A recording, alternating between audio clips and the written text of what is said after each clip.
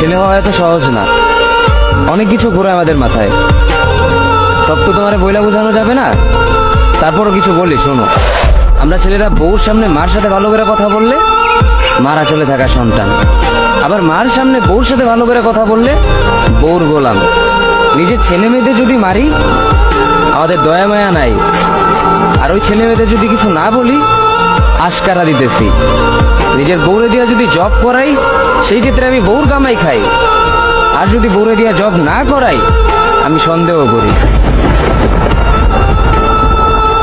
সারাদিন ঘরের বাইরে থাকলে আমরা ভাদাইম্মা, আর যদি ঘরের ভিতরে থাকি তাহলে বেকার, কাজ কাম নাই।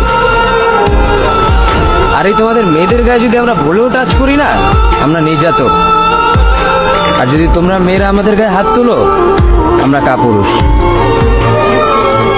আর একটা ছেলে কি বা করে পুরো লাইফে নিজের জন্য? মার ওষুধের থেকে শুরু করে বউ বাচ্চার প্রত্যেকটা শখ পালন করার দায়িত্ব একটা পুরুষের।